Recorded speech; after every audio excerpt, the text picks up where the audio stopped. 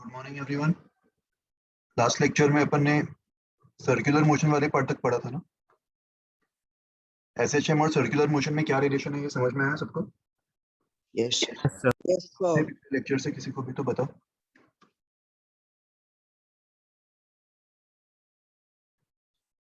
इसमें अपन ने देखा था कि कोई भी पार्टिकल अगर यूनिफॉर्म सर्कुलर मोशन परफॉर्म करेगा तो उसके जो प्रोजेक्शंस होंगे एक्स और वाई में वो एसएचएम परफॉर्म करेंगे, राइट? और जनरली सवाल को सॉल्व करने के लिए अपन वाई प्रोजेक्शन को कंसिडर करेंगे। वाई प्रोजेक्शन का एसएचएम वाला मोशन अपन देख सकते हैं। ओके, इक्वेशन क्या आया था एसएचएम का? y equals to a sine theta. A sine theta मतलब ए साइन ओमेगा टी। और अपन ने जो एग्जांपल यहाँ पे देखा है, मुझे बताओ इस एग्जांपल में पार्टिकल स्टार्ट कहाँ से कर रहा है, कौन से एंगल से? इनिशियली थीटा कितना था at t equals to 0? Zero. Zero. At t equals to 0 theta was also equals to 0। तब जाके हमें ये इक्वेशन आया y equals to a sine omega t. Okay, तो अभी इसमें थोड़ा और आगे बढ़ते, आगे की थ्योरीज देखते। अगर मान लो t इक्वल्स टू 0 पे पार्टिकल ऑलरेडी किसी एंगल से स्टार्ट कर रहे हैं, जैसे ये वाला डायग्राम देखो, इस डायग्राम में तुम्हें दिख रहा है t इक्वल्स टू 0 पे वो ऑलरेडी फाई एंगल पे है एट t इक्वल्स टू 0। तो आफ्टर टाइम t कहने से वो further omega t angle cover करेगा। अगर t इक्वल्स टू 0 पे ऑलरेडी फाई एंगल है तो एट टाइम t वो एक्स्ट्रा एंगल कितना कवर करेगा? अगर ओमेगा से रोटेट कर रहा है तो एक्स्ट्रा एंगल कितना हो जाएगा? Omega T. Omega t. तो टोटल एंगल वो जो पॉजिटिव एक्स के साथ बना रहा होगा वो कितना होगा total angle? Total angle omega T plus phi हो जाएगा, राइट? तो इस केस में उसका जो वाई प्रोजेक्शन होगा उसको अपन क्या लिखेंगे? ए साइन ओमेगा टी के बजाय A sine omega T plus phi. यहाँ पे फाई की जो वैल्यू है वो किस बात पे डिपेंड करेगी? t इक्वल्स टू 0 पे पार्टिकल का पोजीशन क्या था? तो फाई को अपन बोलते हैं इनिशियल फेज एंगल। ये टेक्निकल वर्ड्स ध्यान में रखो। Phi means initial phase angle. इसकी वैल्यू डिपेंड करेगी किस पे? Depends on initial position of the particle. Initial position, okay. और ओमेगा टी प्लस फाई क्या होगा? ओमेगा टी प्लस फाई को अपन टोटल फेज बोलेंगे किसी भी इंस्टेंट पे। टोटल फेज कांस्टेंट होगा कि वेरिएबल होगा? सर टाइम डिपेंडेंट है ना। टाइम डिपेंडेंट है तो it's variable. But initial phase angle constant होगा कि वेरिएबल होगा? इनिशियल फेज एंगल तो कांस्टेंट होगा, जहां से स्टार्ट कर रहा है उस पर डिपेंड करेगा। समझ में आया ये इक्वेशन? तो टू बी मोर जनरल, किसी भी एसएचएम का जो इक्वेशन है वो ए साइन ओमेगा टी लिखने के बजाय अपन A sine omega T plus phi लिखेंगे। ओके, यहाँ पे phi initial phase angle represent करेगा, पार्टिकल जहां से स्टार्ट कर रहा है उस पर डिपेंड करेगा। समझ में आया ये सबको? Hello sir. यस, बताओ।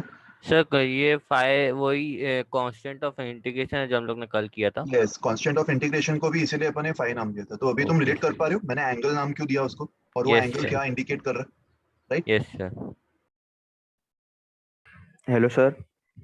बताओ। सर ये फर्स्ट पेज है ना? हाँ, आज के लेक्चर का पहला पेज है। कल के सर लेक्चर इसमें तक अपन ने आपने ये यहाँ तक पढ़ा था जिसमें अपन ने एक्स कॉम्पोनेंट्स और वाई कॉम्पोनेंट्स की बात की थी। बट यहाँ पे अपन ने टी इक्वल्स टू 0 पे इस पोजीशन से स्टार्ट किया था, थीटा भी 0 था। इस केस में बस t इक्वल्स टू 0 पे अपन ऑलरेडी 5 पोजीशन से स्टार्ट कर रहे हैं। तो आफ्टर टाइम t वो एक्स्ट्रा एंगल थीटा और कवर कर लेगा। Theta is equals to omega t. तो टोटल एंगल जो होगा वो ओमेगा टी प्लस 5 हो जाएगा। तो उसका y component a sine omega T plus 5 होगा। कुछ डाउट है बताओ अभी किसी भी स्टेप में? सर हम लोग ने ऐसा मॉडिफिकेशन क्यों किया है इसमें, मतलब स्टार्टिंग में 5 जनरलाइज करने के लिए। मुझे बता क्या जरूरी है, कोई भी एसएचएम का जो मोशन है वो मीन पोजीशन से ही स्टार्ट करेगा, क्या ये कंपलसरी है? No sir. वो जनरली कहीं से भी स्टार्ट कर सकता है ना। Yes sir. इक्वेशन को अपन जनरलाइज कर रहे हैं।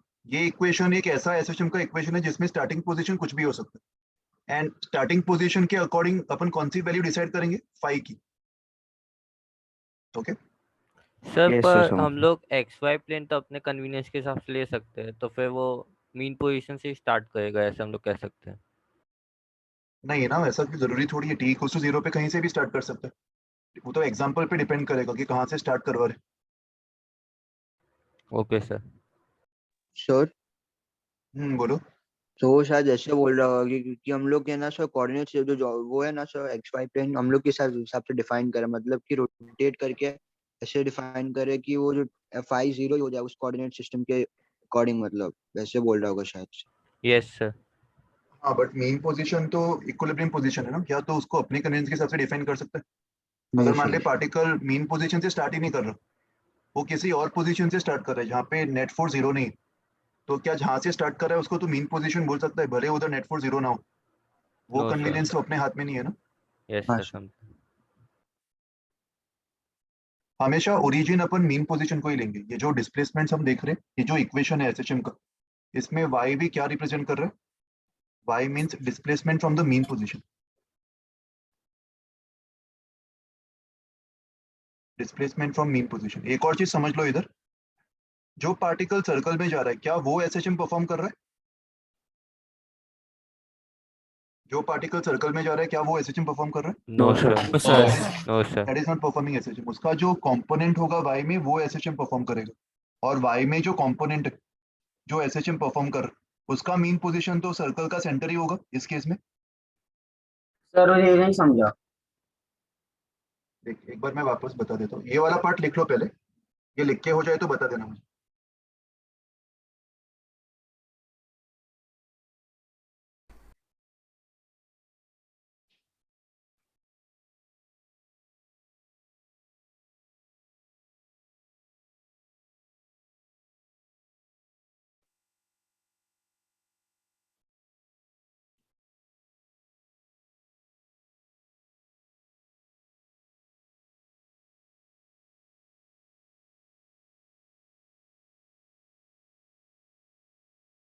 हो गया सर।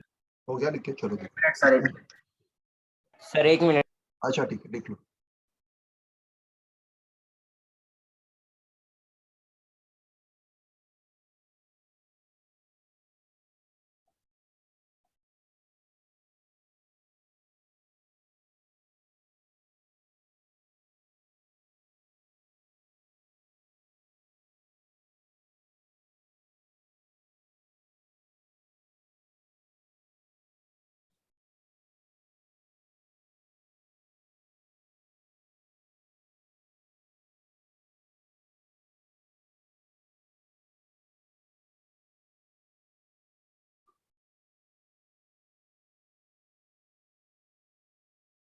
डन। ओके, देखो अभी किसी भी एसएचएम का अपन सर्कुलर मोशन में मैपिंग कर सकते हैं। अपन ने अभी कनेक्शन देख लिया एसएचएम में सर्कुलर मोशन में, और जो सर्कुलर मोशन वाला डायग्राम था ना उसको अपन फेजर डायग्राम बोलते हैं। फेजर डायग्राम मतलब किसी भी एसएचएम को सर्कुलर मोशन के फॉर्म में प्लॉट करना। तो मान लो तुम्हारे सामने कोई भी एक सिंपलेस्ट फॉर्म ऑफ एसएचएम दिया हुआ है जिसमें 3 पॉइंट्स इंपॉर्टेंट होती है, right? Main position, positive amplitude. अगर मैं राइट डायरेक्शन को पॉजिटिव मानूं तो लेफ्ट नेगेटिव होगा, तो राइट वाला जो एक्सट्रीम है उसको पॉजिटिव एम्पलीट्यूड बोलेंगे और लेफ्ट वाले एक्सट्रीम को नेगेटिव एम्पलीट्यूड, राइट?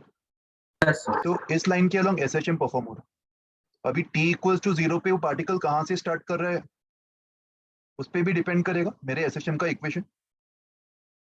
तो इसके करस्पॉन्डिंग अगर मैं फेजर डायग्राम बनाऊं, अगर मान लो t इक्वल्स टू 0 पे मीन पोजीशन से स्टार्ट कर रहा है, बट मुझे बताओ क्या मीन पोजीशन से स्टार्ट करना ये सफिशिएंट इंफॉर्मेशन है पार्टिकल के स्टार्टिंग कंडीशन के बारे में बताने के लिए?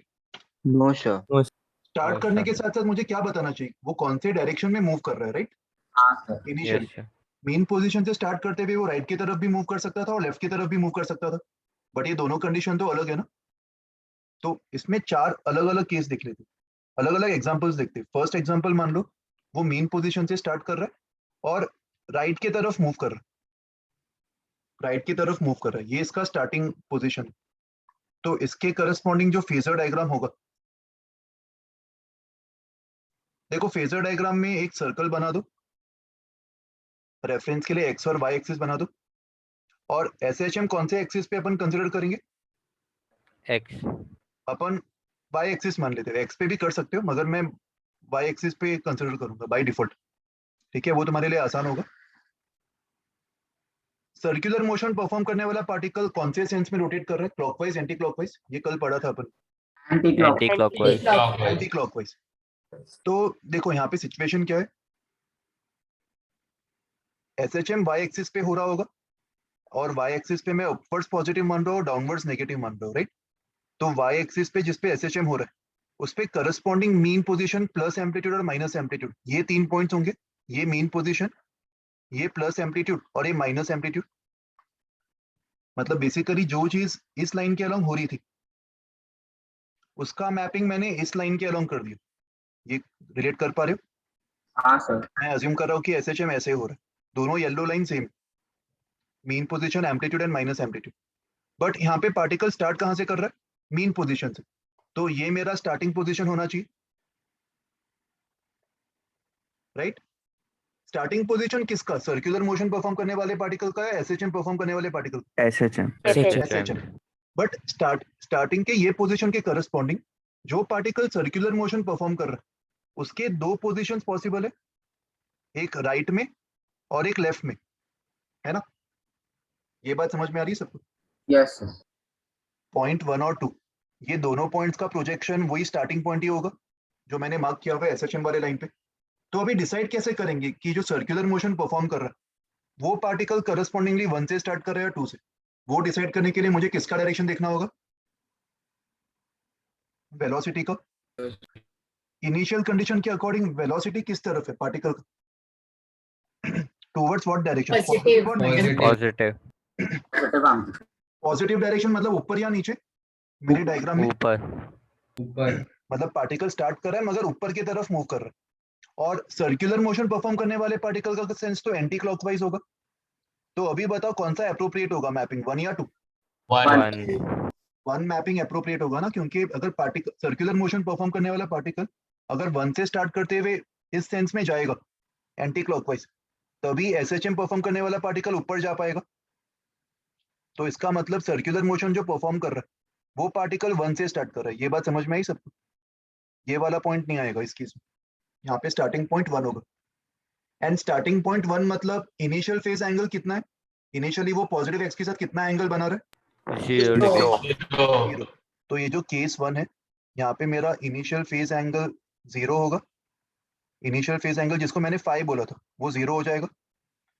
तो इस केस में एसएचएम का इक्वेशन क्या होगा, y equals to a sin omega t plus 0, तो खाली y equals to a sin omega t आ जाएगा। समझ में आया ये पहला एग्जांपल? सर हाँ बताओ। सर ये 5-0 क्यों है, वापस बोलोगे प्लीज? फाई कौन सा एंगल मैंने अज्यूम किया था, सर्कुलर मोशन पे जो पार्टिकल है वो जिस भी पॉइंट से स्टार्ट कर रहा है उसका angle with positive x axis. तो यहाँ पे वो एंगल 0 दिख रहा है अभी क्योंकि वो स्टार्ट यहीं से कर रहा है। हाँ 0 है, यस सर। ओके, और ये मैपिंग समझ में आ रहा है सबको? मैंने पॉइंट 2 को क्यों डिस्कार्ड किया, एसएचएम परफॉर्म करने वाले पार्टिकल के करस्पॉन्डिंग सर्कुलर मोशन परफॉर्म करने वाले की 2 पोजीशंस होंगी, तो उसमें से एक सिलेक्ट कैसे करेंगे, वेलोसिटी का डायरेक्शन दिखते हुए, राइट। तो ये पहला केस हो गया। एक और कुछ 2-3 एग्जांपल्स देखते हैं। सेकंड केस देखो, सेकंड केस में मान लो पार्टिकल का जो स्टार्टिंग पॉइंट है वो मैं चेंज कर रहा हूँ। मान लो पार्टिकल यहां से स्टार्ट कर रहा है प्लस एम्पलीट्यूड से, तो अगर वो यहाँ से स्टार्ट कर रहा है तो डेफिनेटली स्टार्ट करने के बाद कहाँ पे मूव करेगा, राइट या लेफ्ट? लेफ्ट। लेफ्ट की तरफ। यहाँ पे राइट का तो कोई ऑप्शन ही नहीं है ना, तो यहाँ पे लेफ्ट की तरफ ही मूव कर रहा होगा। ये इसका स्टार्टिंग पोजीशन मान ले। तो इसके करस्पॉन्डिंग जो मैपिंग होगा, इसके करस्पॉन्डिंग देखो मैपिंग कैसा होगा। सर्कल ड्रॉ करो, y axis, x axis. Y axis पे मीन पोजीशन प्लस एम्पलीट्यूड और माइनस एम्पलीट्यूड ड्रॉ कर दो। और पार्टिकल का जो एसएचएम वाला लाइन है, ये वाला लाइन सर्कल में वो लाइन इसके करस्पॉन्डिंग होगा। और यहाँ पे पार्टिकल प्लस ए से स्टार्ट कर रहा है, तो अगर एसएचएम परफॉर्म करने वाला पार्टिकल यहाँ से स्टार्ट कर रहा है तो सर्कुलर मोशन परफॉर्म करने वाले पार्टिकल के पास भी एक ही ऑप्शन है, वो भी यहीं पे होगा। ये दोनों का स्टार्टिंग पोजीशन होगा, right, for both circular motion वाला पार्टिकल एंड एसएचएम वाला पार्टिकल। ये फॉलो कर रहे हो सब लोग? हाँ sir. Yes sir. Yes sir. तो यहाँ पे मुझे बताओ सर्कुलर मोशन परफॉर्म करने वाले पार्टिकल का इनिशियल फेज एंगल क्या होगा? फाई की 90 वैल्यू क्या है इधर? 90 degree. Here phi is 90 degrees. तो यहाँ पे इक्वेशन क्या बन जाएगा? y equals to a sin omega t plus phi. That means अगर पार्टिकल प्लस एम्पलीट्यूड से स्टार्ट कर रहा है तो उसका जो SHM का इक्वेशन है वो y equals to a cos omega t बन जाएगा, yes sir. Right? Next example देखो। सर हाँ बताओ। सर मतलब अब अगर राइट की तरफ जा रहा है तो एक्स एक्सिस से चालू हो रहा है और लेफ्ट की तरफ जा रहा है तो वाई एक्सिस से चालू हो रहा है। एक्स एक्सिस से कहाँ चालू किया मैंने? y एक्सिस पे प्लॉट कर रहे हैं ना। नहीं ना मतलब सर अगर राइट साइड पे जा रहा है तो अपन को सर एक्स एक्सिस से मतलब स्टार्ट हो रहा है ऐसे समझना चाहिए ना सर। नहीं, अगर वो मेन पोजीशन पे होगा तो ही ओके y 0 होगा। यहाँ से अगर वो स्टार्ट करेगा तभी उसका मैपिंग यहाँ पे आ पाएगा ना, जो कि एक्स एक्सिस पे लाई कर रहा है। अगर वो किसी और रैंडम पोजीशन से स्टार्ट हो रहा होता तो फिर किसी और पॉइंट पे होता, बट मेन पोजीशन के केस में वो एक्स से ही स्टार्ट करेगा। ये सही बोला तुमने। यस। थर्ड केस देखो। मान लो थर्ड केस में भी वो मेन पोजीशन से ही स्टार्ट कर रहा है, मगर कौन से डायरेक्शन में मूव करवाएंगे इसको इस केस में? लेफ्ट या राइट? लेफ्ट। लेफ्ट की तरफ। पार्टिकल लेफ्ट की तरफ मूव कर रहा है यहाँ से स्टार्ट होते हुए। तो ये सेम डायग्राम आ जाएगा इधर। फर्क क्या होगा इधर? मैं कौन सा पॉइंट लूंगा, 1 या 2? इस केस की 2 इस केस में 2 लेंगे। इस केस में अपन 1 को डिस्कार्ड करेंगे, 1 को डिस्कार्ड करेंगे। ये स्टार्टिंग पोजीशन नहीं होगा, यहाँ पे 2 स्टार्टिंग पोजीशन होगा। क्यों 2 स्टार्टिंग पोजीशन होगा? क्योंकि जो SHM परफॉर्म कर रहा है वो पार्टिकल अभी स्टार्ट होते हुए किस तरफ ट्रेवल कर रहा है? टुवर्ड्स पॉजिटिव या नेगेटिव? नेगेटिव। नेगेटिव। वो मेन पोजीशन से स्टार्ट होते हुए इस तरफ जा रहा है, और इस Down. तरफ जाने के लिए सर्कुलर मोशन का जो मैपिंग है वो 2 होगा ना, तभी हाँ। वेलोसिटी का डायरेक्शन सेम हो पाएगा, सर्कुलर मोशन वाले पार्टिकल का भी और उसका कंपोनेंट का भी। तो अगर वो 2 से स्टार्ट कर रहा है तो यहाँ पे उसका इनिशियल फेज एंगल क्या होगा? 2 पाई। सोच के बताओ पाई। वापस। हमेशा पॉजिटिव एक्सिस से एंगल मेजर करना है, तो ये एंगल पाई दिखाई दे रहा है। इनिशियल फेज एंगल फाई की वैल्यू पाई होगी। तो यहाँ पे SHM का इक्वेशन क्या होगा? y equals to a sin omega t plus pi, और इसको क्या लिख सकते? Minus a sin omega t। समझ में आया कि नहीं सबको ये? Yes yes sir. Sir. Yes sir. और एक और स्टैंडर्ड पॉइंट मान लो वो माइनस एम्पलीट्यूड से स्टार्ट कर रहा है। अगर वो माइनस एम्पलीट्यूड से स्टार्ट करेगा, ये प्लस ए, ये मेन पोजीशन, और ये माइनस ए, ये अगर इसका स्टार्टिंग पॉइंट होता तो डेफिनेटली यहाँ से वो किस तरफ मूव करता? राइट की Right. तरफ। वर्ड्स। और इस केस में सर्कुलर मोशन में वो अपवर्ड्स मूव करेगा। Very good. सर्कुलर मोशन का जो मैपिंग होगा, ये एक्स एक्सिस, एक सेकेंड शुभम, ये वाई एक्सिस, ये प्लस एम्पलीट्यूड, ये मेन पोजीशन, और ये माइनस एम्पलीट्यूड। तो यहाँ से स्टार्ट कर रहा है, और इस केस में SHM परफॉर्म करने वाला पार्टिकल एंड सर्कुलर मोशन वाला पार्टिकल दोनों यहीं से स्टार्ट कर रहे होंगे, ये कॉमन पॉइंट होगा उनका। तो अगर सर्कुलर मोशन परफॉर्म करने वाले पार्टिकल का भी ये स्टार्टिंग पॉइंट है, तो इसके लिए इनिशियल फेज एंगल कितना दिख रहा है? 3 पाई 3 पाई बाई 2। तो इसका जो इक्वेशन है वो y equals to a sin omega t plus 3 pi by 2 which is minus a cos omega t। तो ये जो 4 केसेस मैंने बताया ना, ये तुम्हें याद ही हो जाने चाहिए। It's a standard case. तो नेक्स्ट टाइम से अगर तुम्हें दिख रहा है कि पार्टिकल प्लस एम्पलीट्यूड से स्टार्ट कर रहा है, तो तुम डायरेक्टली उसका equation of SHM a cos omega t लिख दो। अगर वो मीन पोजीशन से स्टार्ट कर रहा है और पॉजिटिव एम्पलीट्यूड की तरफ मूव कर रहा है, तो directly y equals to a sin omega t लिख दो। मेन पोजीशन से स्टार्ट कर रहा है मगर नेगेटिव एम्पलीट्यूड की तरफ मूव कर रहा है, तो y is minus a sin omega t। और अगर नेगेटिव एम्पलीट्यूड से स्टार्ट कर रहा है तो y will be minus a cos omega t। ये 4 स्टैंडर्ड केसेस समझ में आए? कुछ डाउट है अभी बताओ किसी को भी? Hello sir. यस बताओ। सर जो पार्टिकल सर्कुलर मोशन करने वाला होता है सर, वो हमेशा एंटी क्लॉकवाइज ही जाएगा ना? हाँ, उसको हमेशा एंटी क्लॉकवाइज मूव करवाएंगे और उसके अकॉर्डिंग ही अपन मैपिंग करेंगे उसको। ओके। ठीक है, जैसे ये चारों एग्जांपल्स में किया। बट क्या जरूरी है पार्टिकल इन चारों पॉइंट्स में से किसी पॉइंट से स्टार्ट करे? वो रैंडमली कहीं से भी स्टार्ट कर सकता है। हाँ सर। तो यस सर। एक और एग्जांपल लेते हैं जहाँ पे उसको मैं रैंडमली कहीं से भी स्टार्ट करवा रहा हूँ। मान लो ये SHM वाला लाइन है, ये प्लस एम्पलीट्यूड, ये माइनस एम्पलीट्यूड, और ये मीन पोजीशन। और मान लो पार्टिकल यहां से स्टार्ट कर रहा है, लेट से a/2 से स्टार्ट कर रहा है, और स्टार्ट करते हुए मान लो उसको मैं लेफ्ट की तरफ मूव करवा रहा हूँ। तो स्टार्टिंग कंडीशन ये यहाँ पे मार्क्ड है, पार्टिकल का ये स्टार्टिंग कंडीशन है, पोजीशन और वेलोसिटी दोनों दिया हुआ है। तो इसके करस्पॉन्डिंग जो मैपिंग होगा, सर्कल बना दो, SHM परफॉर्म करने वाला लाइन जो है ये y एक्सिस होगा, यहाँ पे प्लस एम्पलीट्यूड, मीन पोजीशन और माइनस एम्पलीट्यूड। और SHM वाला जो लाइन है उसमें पार्टिकल स्टार्ट यहाँ पे कहीं तो कर रहा होगा a/2 पे। तो a/2 पे एक हॉरिजॉन्टल लाइन बना दो, हॉरिजॉन्टल लाइन जहाँ पे भी इंटरसेक्ट करेगा सर्कल पे, वो सर्कुलर मोशन परफॉर्म करने वाले पार्टिकल का स्टार्टिंग पॉइंट हो सकता है, 1 या फिर 2, दोनों में से हो सकता है। अभी दोनों में से कौन सा होगा ये कैसे चेक करेंगे? वेलोसिटी की डायरेक्शन से। सर 2 होगा। 2 करेक्ट। यहाँ पे जो वेलोसिटी है वो किस तरफ है, टुवर्ड्स एम्पलीट्यूड या towards mean position? Main position. Velocity is towards mean, मतलब ये पार्टिकल नीचे जा रहा होगा, राइट? और अगर सर्कुलर मोशन पे पार्टिकल एंटी क्लॉकवाइज मूव कर रहा है तो कौन सा पोजीशन एप्रोप्रिएट होगा मैपिंग में?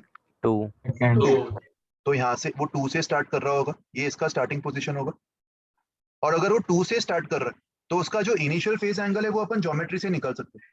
यहाँ से तुम करेक्ट, यहाँ से एक लाइन बना दो, राइट? यहाँ से अगर तुमने एक लाइन बनाया तो तुम ये वाला एंगल निकाल सकते हो। ऑपोजिट साइड देखो a/2 है और हाइपोटेन्यूज तो a है, तो इस एंगल को अगर मैं कुछ रैंडम मान लूं अल्फा, तो साइन ऑफ अल्फा तुम्हें दिख रहा है हाफ आ रहा है, तो अल्फा कितना हो जाएगा 30 degrees. That means initial phase angle जो होगा वो तो ये होगा ना, इनिशियल फेज 150 एंगल इसको बोलते हैं Phi initial minus phase angle. तो ये 150 हो जाएगा, फाई की वैल्यू 150 डिग्रीज हो जाएगी। तो इस केस में SHM का जो इक्वेशन होगा वो y equals to a sine omega t plus 150 degrees, इस तरीके से अपन लिखेंगे। समझ में आया ये एग्जांपल? सर बट ओमेगा तो रेडियंस में होता है, तो साइड में भी रेडियंस में लिखना चाहिए ना? हाँ, उसको रेडियंस में भी लिख सकते हो कन्वर्ट करके, चलेगा। ओमेगा को डिग्रीज में भी तो एक्सप्रेस कर ही सकते हैं ना, दोनों possibility. But most of the times upon SI में रेडियंस में लेते हैं, करेक्ट। तो तुम इसको कन्वर्ट करके भी लिख सकते हो रेडियंस में, और डिग्रीज में लिखा तो भी गलत नहीं है, इस फॉर्म में भी लिख सकते हो। सर वो तो ऑप्शंस पे डिपेंड करेगा ना। करेक्ट, ऑप्शंस पे जो जिस फॉर्म में दिया हो उस पर डिपेंड करेगा, ठीक है? और क्वेश्चन में जिस भी फॉर्म में डेटा दिया हो उस पे। बट ये कॉन्सेप्ट समझ में आया सबको? यस अगर मान लो पार्टिकल स्टार्ट करते हुए राइट की तरफ मूव कर रहा होता तो सर्कुलर मोशन पे मैपिंग 1 लेते या 2 लेते? 1 उस केस में 1 लेते, और उस केस में इनिशियल फेज एंगल 30 डिग्रीज आ जाता। ये सब ऑब्जर्व कर पाए? ऑलराइट, तो दिस इज द थ्योरी। इस थ्योरी पे बेस्ड अभी अच्छे लेवल के अपन एग्जांपल्स देखेंगे। इसमें कुछ डाउट है किसी को भी तो पहले पूछ लो। ये समझ में आ गया? सर हाँ बताओ। सर आपने लास्ट क्लास बताया तो था कि सर एंटी क्लॉकवाइज मूव करता है, बस सर उसके पीछे रीजन क्या था? मतलब आपने वो डिराइव ऐसे किया था?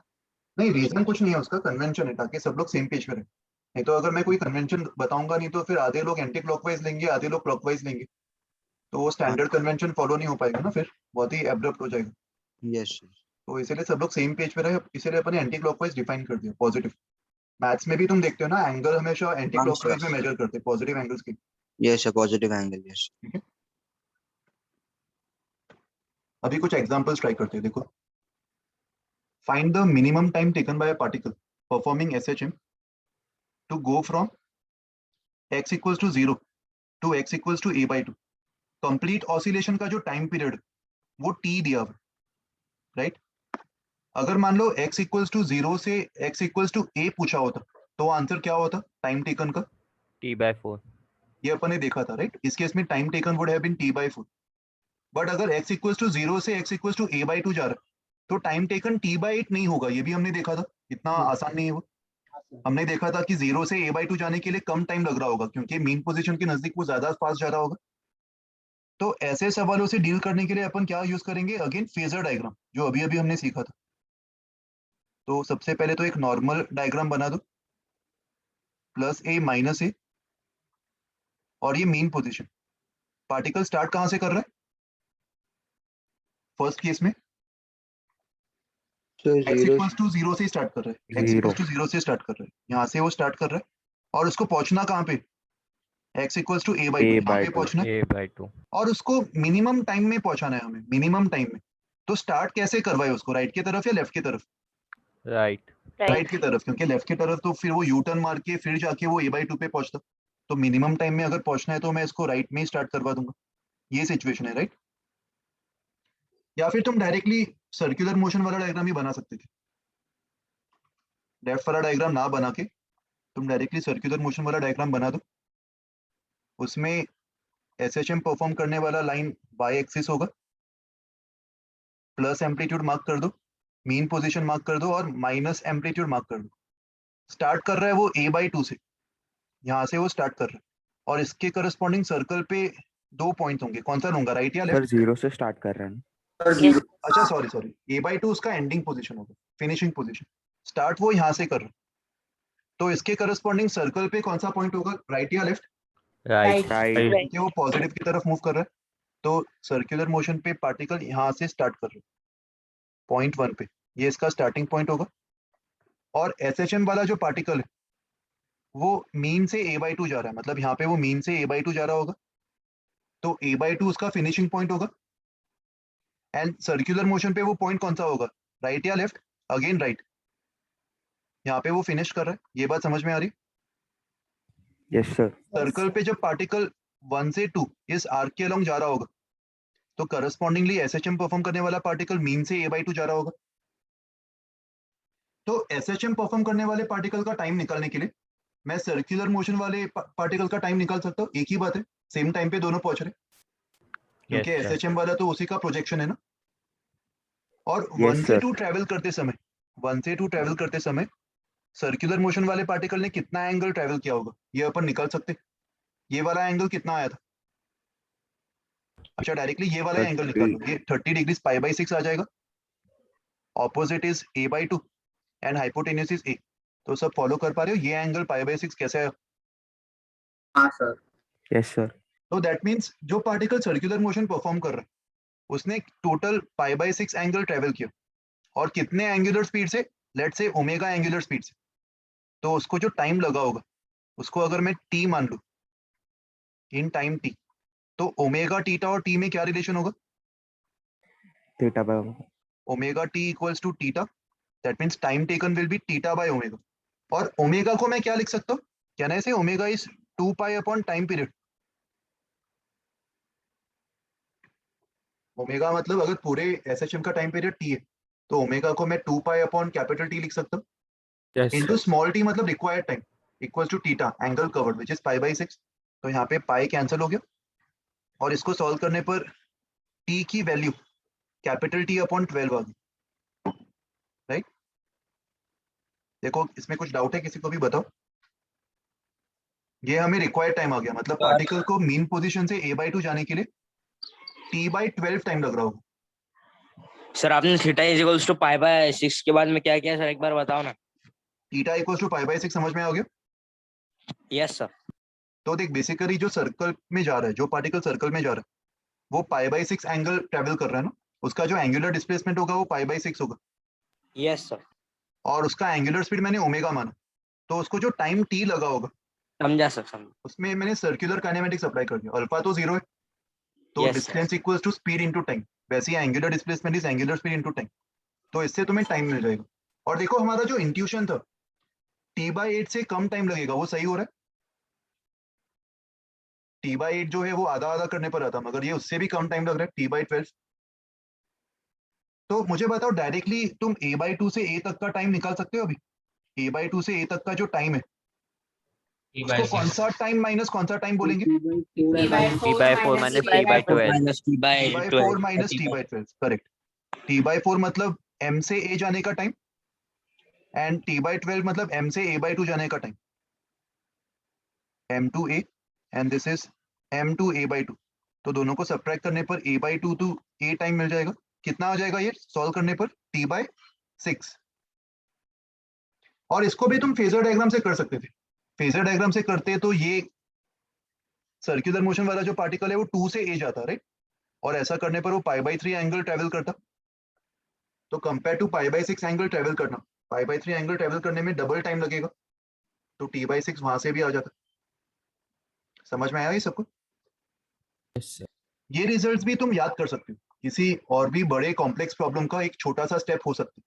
तो वहां पे टाइम बचाने के लिए तुम याद कर सकते हो कि 0 से a/2 जाने के लिए जो टाइम होगा वो टोटल टाइम का 1/12 होगा, t/12, और a/2 से a जाने का जो टाइम है वो t/6 होगा। ओके, इसको भी मेमोराइज कर लो। फिर next example,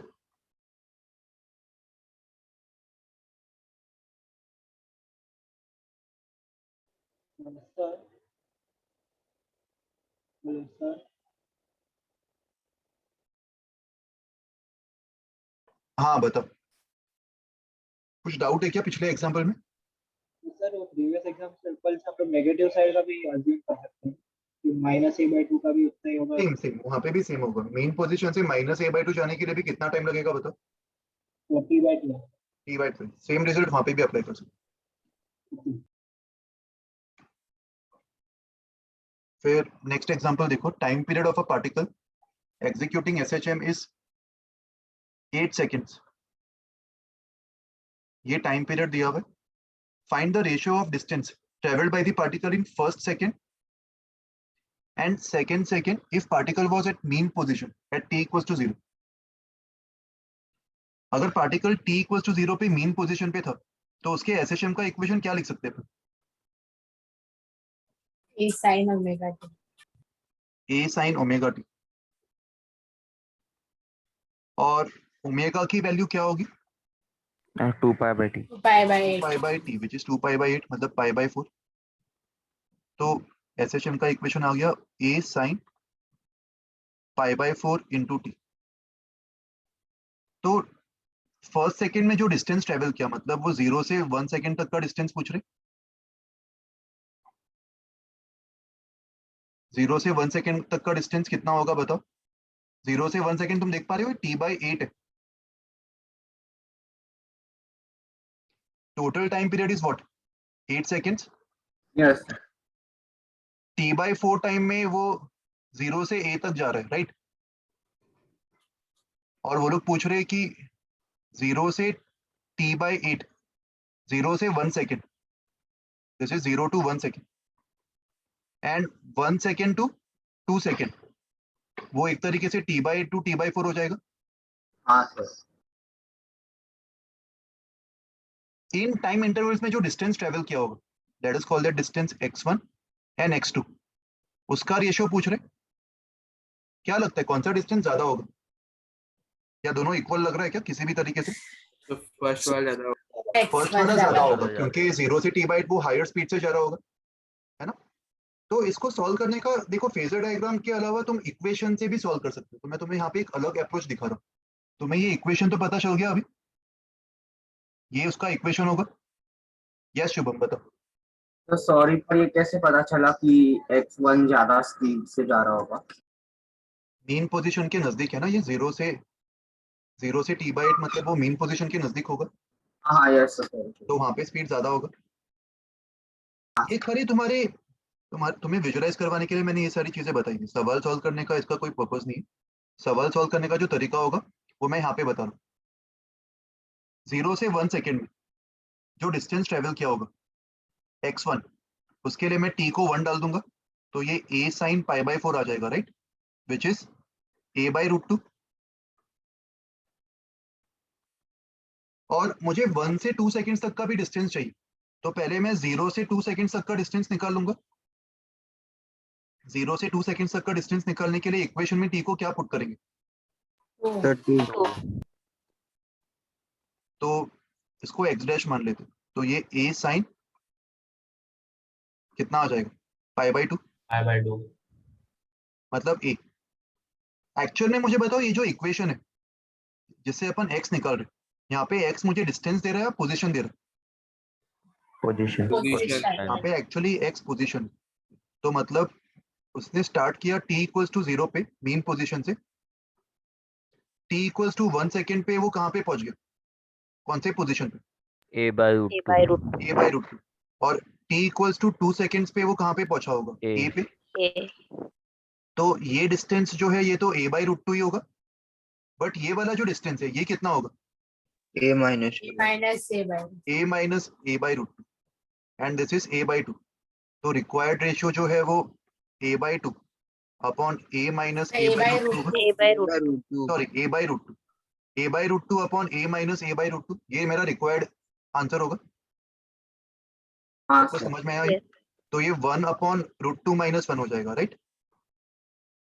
Yes, sir. Any doubts? Sir आपने जो बॉक्स में लिखाया था उसमें x1 x2 क्या था, वो पोजीशन था क्या?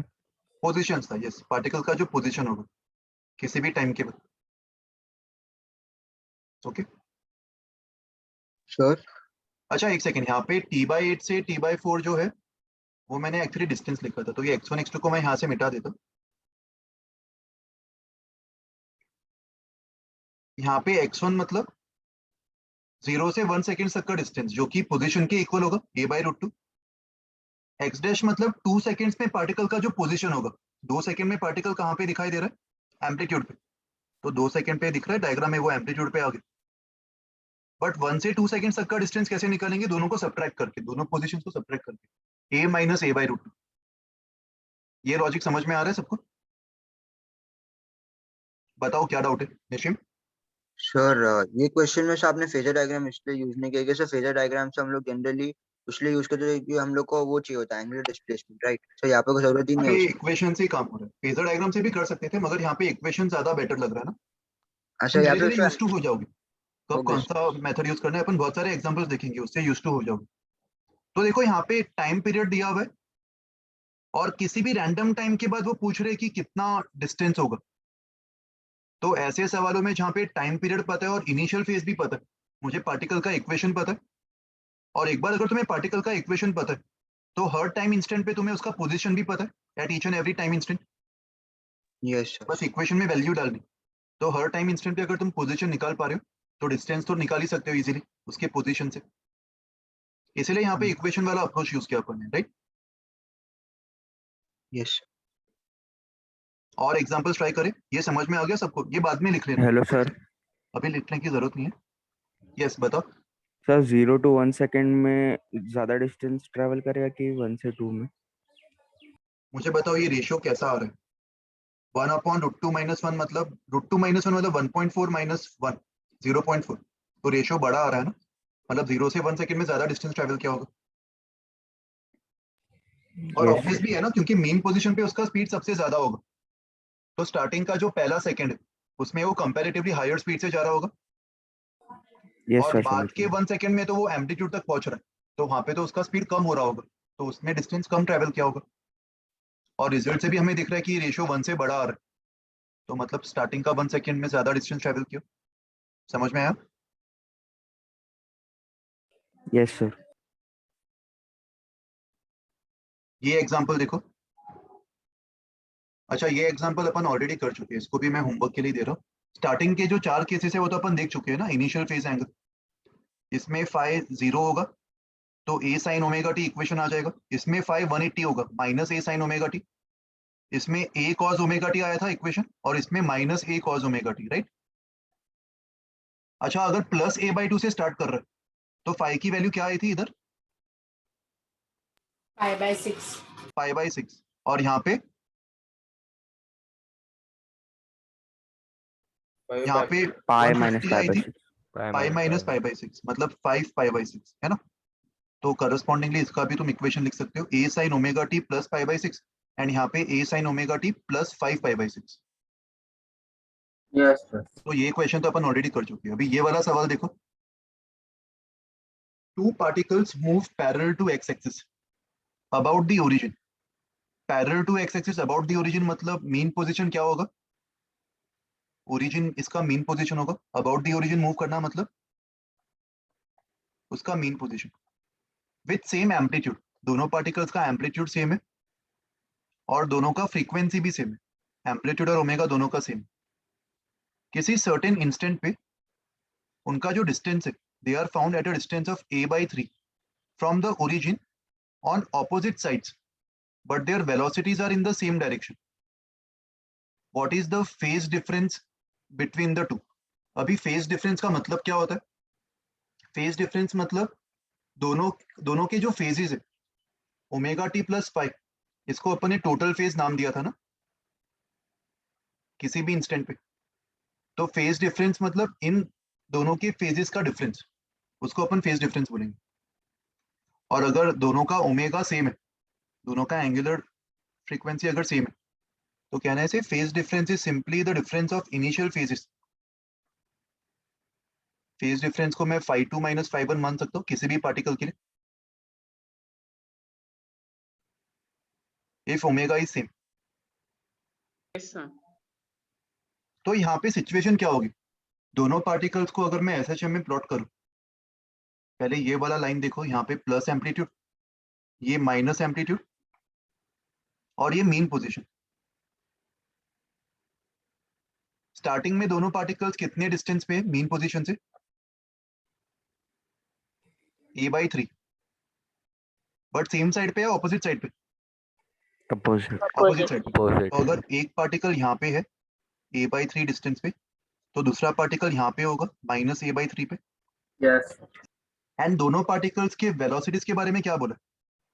दे are in the Direction. Same direction.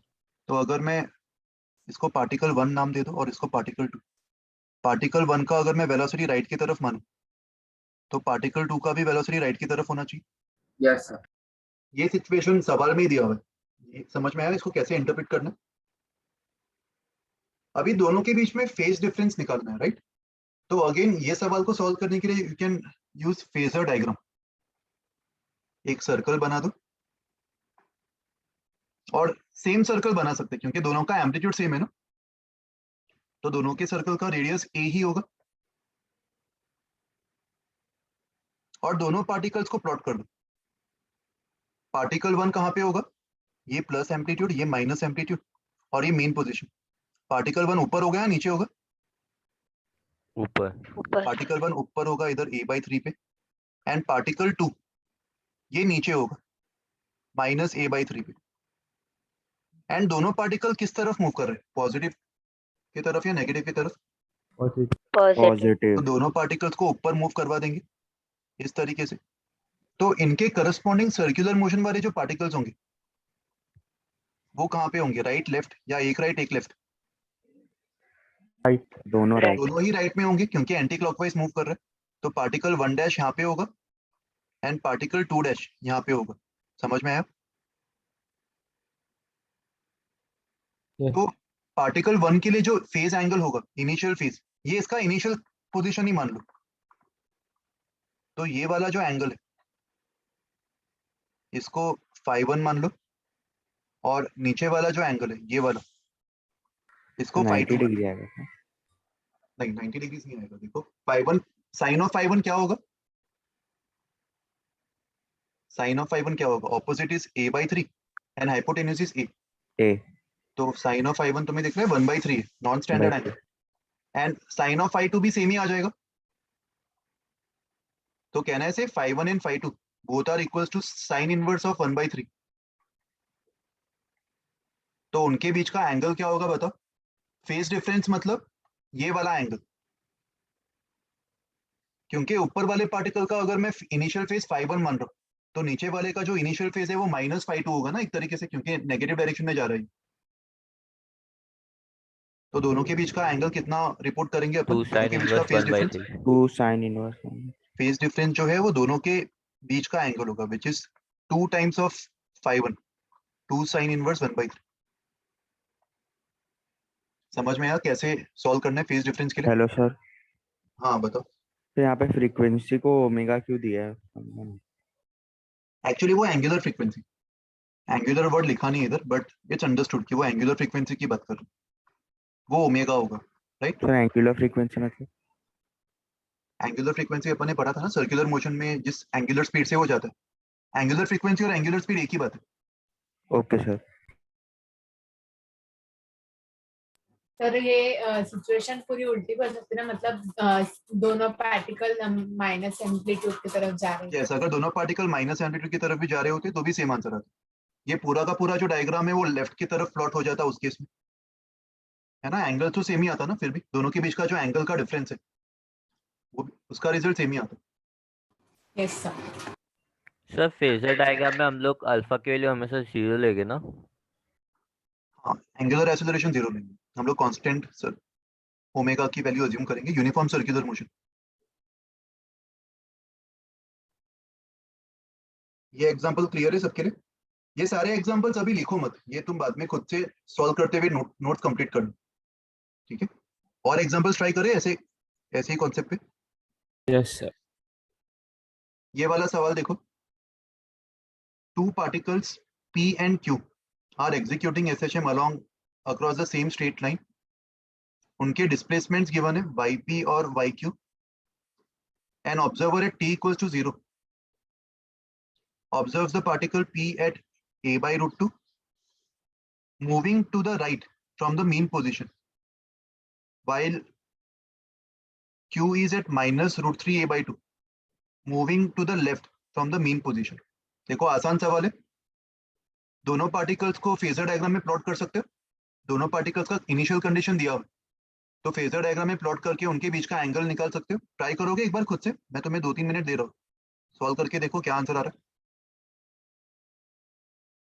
इसको रफ वर्क में सॉल्व कर लो, बाद में फेयर में तुम बाद में कंप्लीट कर लेना।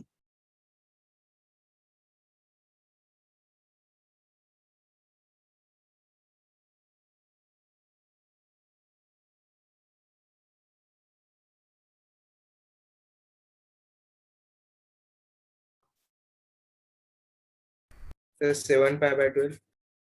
कितना? 7 पाई बाई 12। ओके, देखते और किसी को आंसर आया?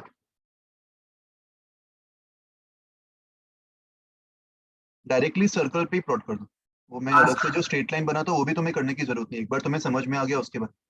सर 7 पाई बाय 12 रेडियन में आ रहा है। अच्छा ठीक है,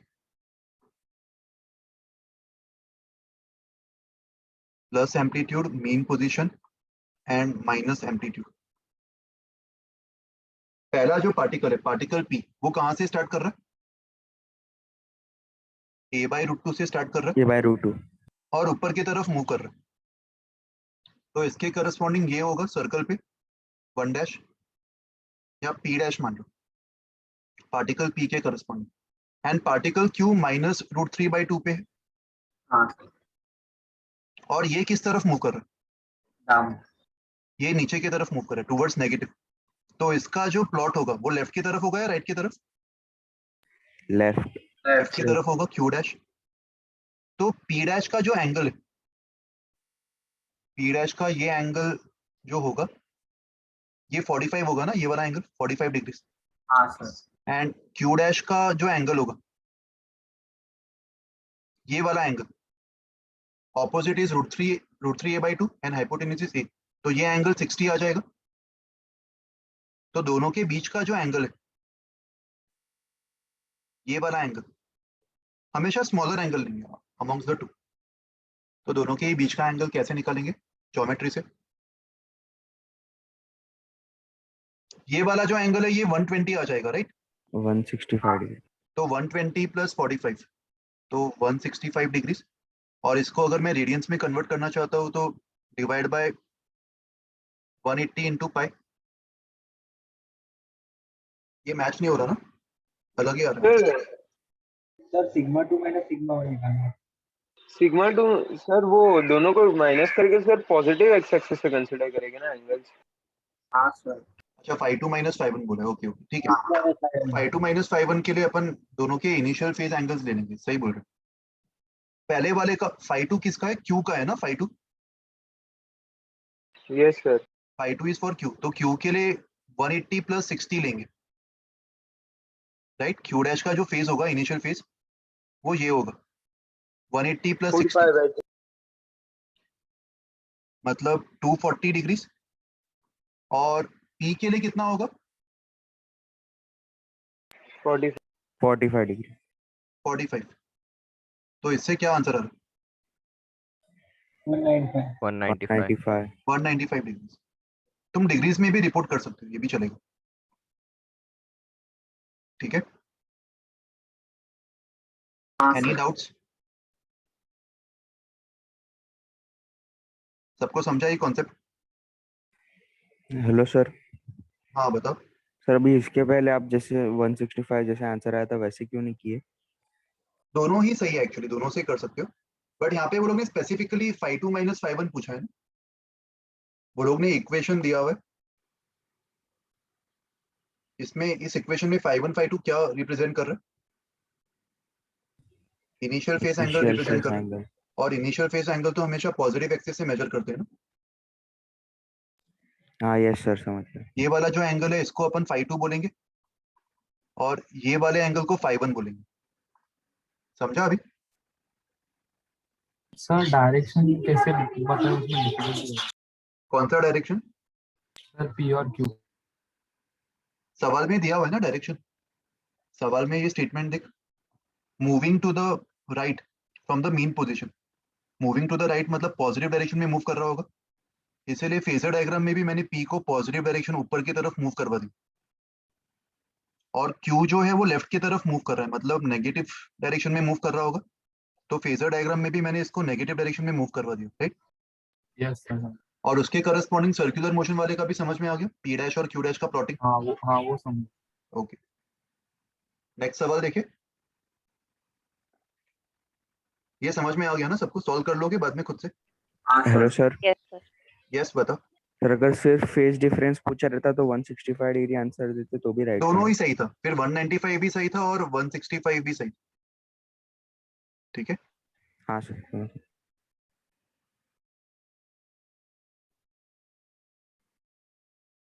देखो 165 आने का लॉजिक मैं तुम्हें बता देता हूँ, ये 45 और एक तरीके से इसको भी मैं फेस बोल सकता हूँ ना नेगेटिव में, ये वाला फेस कितना होगा नेगेटिव में? 90 + 30 - 120, तो उस लॉजिक से 45 माइनस ऑफ -120, तो 165 उस लॉजिक से आ रहा है, दोनों का फेस डिफरेंस। ओके, तो दोनों आंसर ही तुम रिपोर्ट कर सकते हो। नेक्स्ट एग्जांपल देखो, particle is performing SHM with time period of 4 seconds, and initially the particle is at a/2 and moving away from the mean position. Find the average velocity and average speed in 3 seconds. देखो 3 seconds में average velocity और average speed निकलना है, क्या formula होता है दोनों का, average velocity and average speed? Average velocity मतलब total displacement upon total time. तो देखो इनिशियली वो मेन पोजीशन से स्टार्ट नहीं कर रहा, a/2 से स्टार्ट कर रहा, तो इक्वेशन में भी मुझे इनिशियल फेज एंगल तो निकालना ही पड़ेगा, तो इसको भी अपन फेजर से ही ट्राई कर सकते हैं, और फेजर से ट्राई करने के लिए मुझे पता होना चाहिए कि वो गिवन टाइम में कितना एंगल ट्रेवल करेगा, और कितना एंगल ट्रेवल करेगा गिवन टाइम में, ये पता होने के लिए मुझे उसका एंगुलर स्पीड पता होना चाहिए। एंगुलर स्पीड कैसे निकालेंगे? 2 pi upon time period. Time period, तो एंगुलर स्पीड कितना आ रहा है? π/2 रेडियंस पर सेकेंड, तो 3 सेकेंड्स में वो कितना एंगल कवर करेगा? 3 π/2, राइट? तो देखो सिचुएशन क्या होगी इधर, पार्टिकल का स्टार्टिंग पोजीशन क्या है? a/2। a/2, तो इसको मीन मान लो, इसको +a और इसको -a, तो पार्टिकल का initial starting point is a/2, and किस तरफ मूव कर रहे हो, टूवर्ड्स एम्पलीट्यूड या towards mean? Amplitude. Towards aptitude. Towards amplitude, ऊपर की तरफ, तो करस्पॉन्डिंगली सर्कल पे वो पार्टिकल यहाँ पे होगा, यहाँ से स्टार्ट कर रहा है, और यहाँ से स्टार्ट करते हुए वो कितना एंगल ट्रेवल कर रहा है, ये वाला एंगल कितना होगा स्टार्टिंग में? 30। π/6, 30 डिग्री, और यहाँ से वो और कितना एंगल ट्रेवल करने वाला है? 3 पाई बाय 3 π/2, मतलब पहले तो ये पाई का रेफरेंस ले लो, सेमी सर्कल मतलब पाई ट्रेवल कर लिया, और इसके भी परपेंडिकुलर एक लाइन बना दो ऐसे, तो ये इसका फिनिशिंग पोजीशन होगा। ये फॉलो कर रहे हो सब लोग?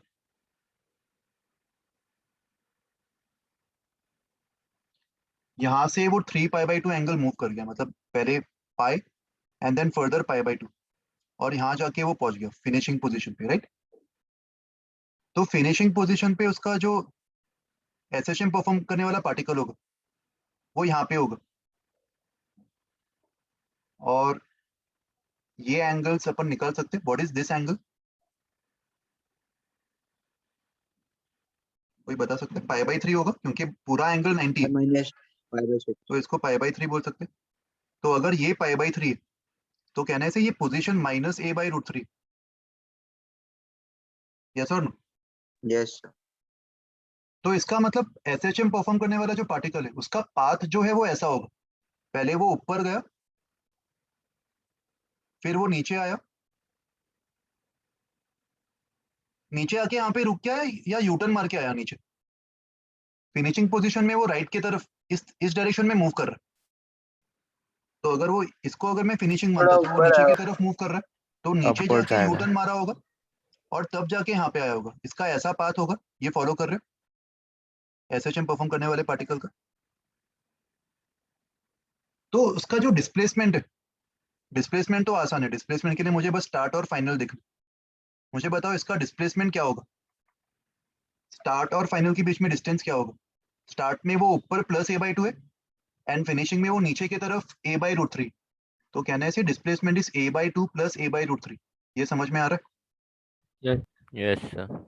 तो average velocity will be simply this displacement a/2 + a/√3 divided by time which is 3 seconds. ये एवरेज वेलोसिटी का आंसर होगा। बट एवरेज स्पीड निकालने के लिए मुझे क्या चाहिए, डिस्टेंस या डिस्प्लेसमेंट? डिस्टेंस। और डिस्टेंस तो हमें प्रॉपर तरीके से कैलकुलेट करना पड़ेगा। पहले वो a/2 से स्टार्ट करके a तक जा रहा है, तो +a/2 ट्रेवल किया, फिर a। फिर +a से -a जा रहा है, तो +2a ट्रेवल किया, राइट। Yes sir. और ये a वाला by जो root डिस्टेंस है, ये वाले डिस्टेंस को a/√3 बोलेंगे या a-a/√3 बोलेंगे?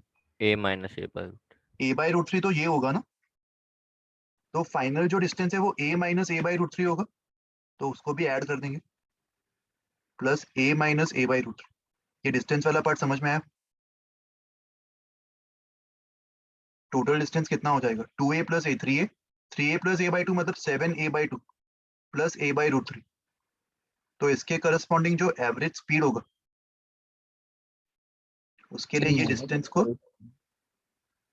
टाइम से डिवाइड कर, -a/√3। सॉरी ये -a/√3 होगा, करेक्ट। तो ये फाइनल आंसर आ जाएगा। ये समझ में आया सबको? सर हाँ बताओ। तो इन वे इसको ऐसे कह सकते हैं क्या, जैसे काइनेमैटिक्स में स्टार्टिंग में हम लोग वो डायग्राम बना के करते थे डिस्प्लेसमेंट और डिस्टेंस निकालने का। कौन सा डायग्राम? सो काइनेमैटिक्स 1 में स्टार्टिंग में जब हम लोग ने स्टार्टिंग की क्लासेस में हम लोगों ने डायग्राम बना के डिस्प्लेसमेंट और डिस्टेंस निकाला था ना, करेक्ट करेक्ट, वैसे ही कुछ हो रहा है। वैसे ही कुछ है। यस।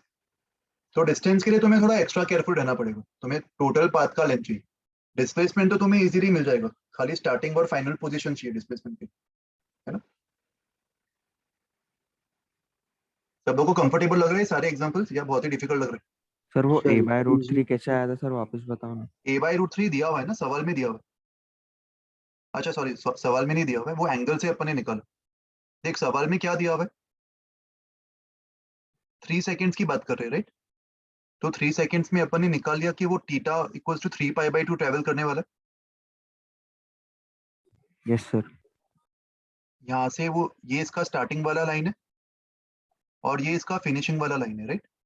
यहाँ पे वो फिनिश कर रहा है, तो 3π/2 एंगल कवर करना मतलब ये 180 और ये 90, ये एंगल कवर करना। तो ये वाला एंगल भी तो 90 होगा ना, ये पूरा एंगल। Yes sir. तो अगर ये 90 है तो ये एंगल को मैं π/3 बोल सकता, ये वाला एंगल को। Yes sir. और अगर ये π/3 है तो ये वर्टिकल डिस्टेंस जो है ये वाला, हाँ ये सर समझ गया। √3 a/2 हो जाएगा। तो इसका पोजीशन इसीलिए मैं एक सेकेंड, ये गलत लिखा है क्या मैंने? -√3 a/2 आना चाहिए ना? और Yes. किसी ने भी बोला नहीं कुछ मुझे, ये मैंने गलत लिख दिया। sin 60 इज -√3 a/2, तो ये आ जाएगा। एंड करस्पॉन्डिंगली चेंजेस कर लेना सब जगह। अभी कर ही देते चेंजेस। जहाँ पे भी मैंने अपॉन √3 लिखा है वो एक्चुअल में √3/2 होगा।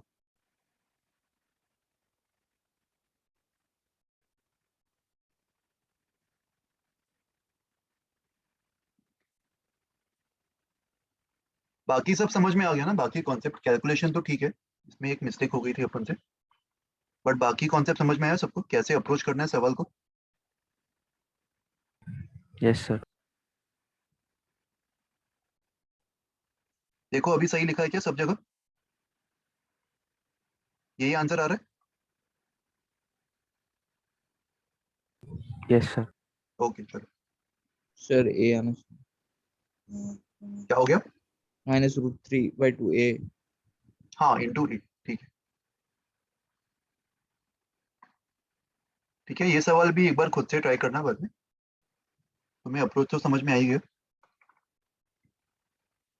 नोट्स में इसके प्रॉपर सॉल्यूशंस भी मैं अटैच कर दूंगा, तो तुम आंसर्स वेरीफाई कर लेना, फाइनल आंसर्स।